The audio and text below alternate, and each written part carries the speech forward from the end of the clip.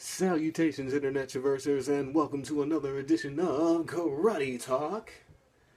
Uh, Today, I'm going to be doing a segment called Sifu of Struggle.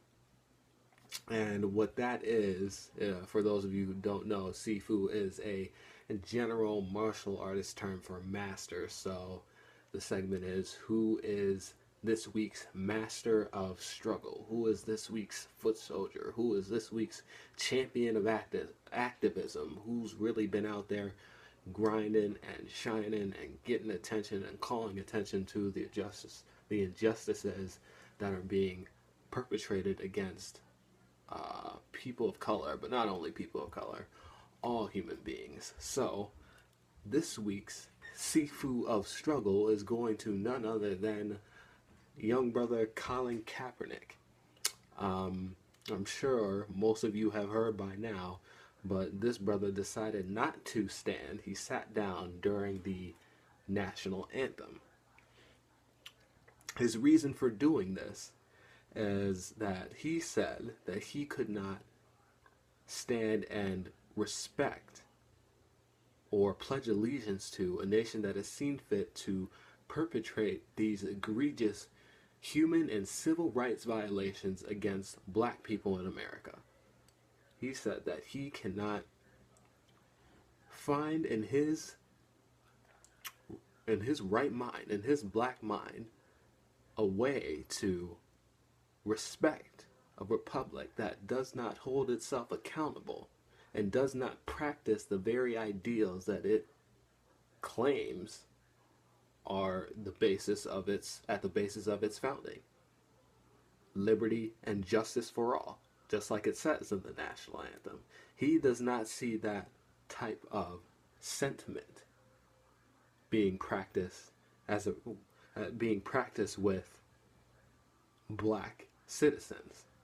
And I don't see it either. And he's right to sit down and say that he's taking a stand, so to speak, against injustice, against human and civil rights violations being perpetrated against young black people, old black people, voters, criminals, innocents, all alike. He is right to do that. And he's not the only one to do it either. Tommy Smith, John Carlos, those two brothers who raised a fist to symbolize black power and to speak out against the violence that was being perpetrated against black people back in 1968. Craig Hodges, in my opinion, the greatest three-point shooter of all time, who played for the Chicago Bulls in 91 and 92.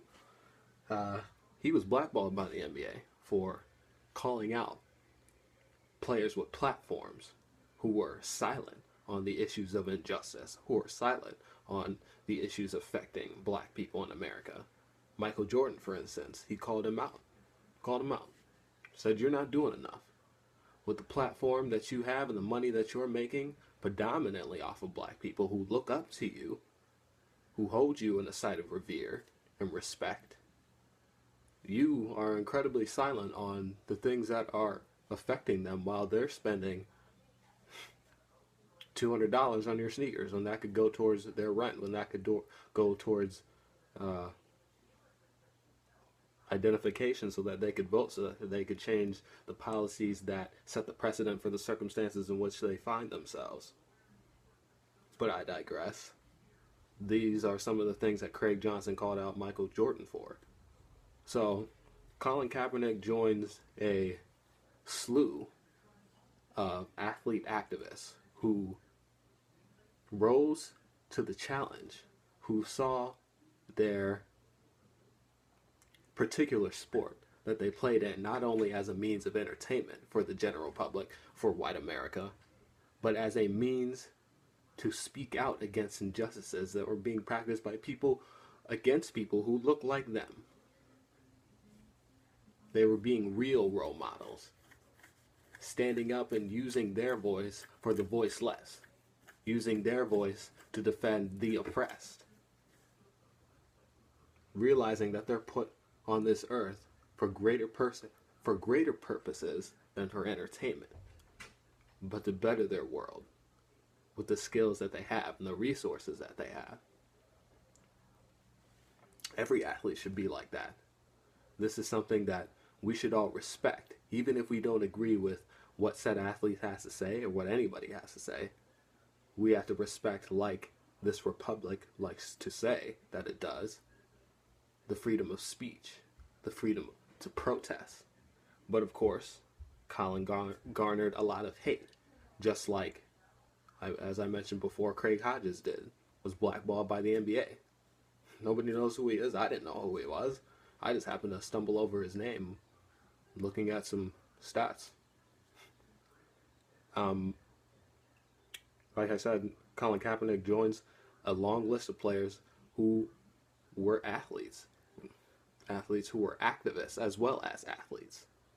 But he's not the only athlete to have garnered hate for speaking in a manner that empowers black people, in a manner that grabs white America's attention, and maybe in not the way that they like.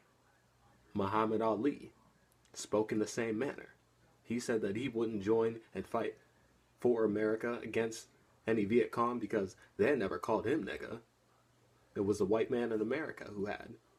It was the government in America that was really infringing upon his rights and the rights of his black brothers and sisters, not any Viet Cong. And these people like to make out like they loved him. No, he was hated for what he said. He was hated for what he said, just like Colin Kaepernick is hated for what he said. I'm a fan of the Minnesota Vikings. That's my locality. That's where I'm from. St. Paul, Minnesota, born and raised.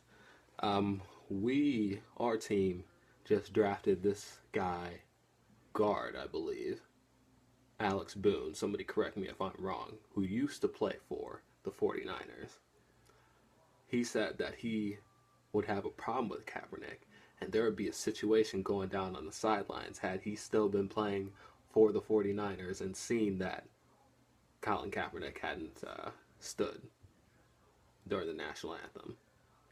You're a grown-ass man there working a job. Let that grown-ass man do whatever he wants, whatever is within his rights to do, and you go about your business. Doesn't make any sense. You see how childish people are? But there's always going to be some level of ignorance, some level of hate,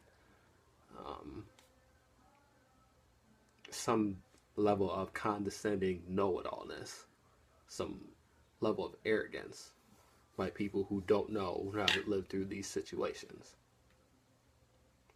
So, Colin, I'm in solidarity with you. Keep doing what you're doing. I hope you take it one step further, because honestly, if you're thinking that not standing during the national anthem is going to stop the oppression, the exploitation, the depression, and the degradation that black people in America are suffering because of this republic, by this state, you're going to be waiting a long time. You're going to be sitting a long time, as Brother Malcolm liked to say. You kind of castrate yourself by sitting down. We've been doing enough sitting. It's time for us to do some standing and some fighting. But with that being said, I'm in solidarity with you, brother. Keep on keeping it on.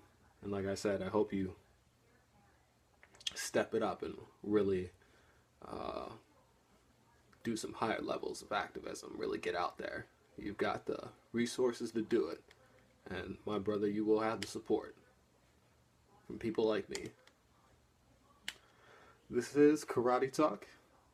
Kicking radical black thought to you like nobody else can or will. Peace.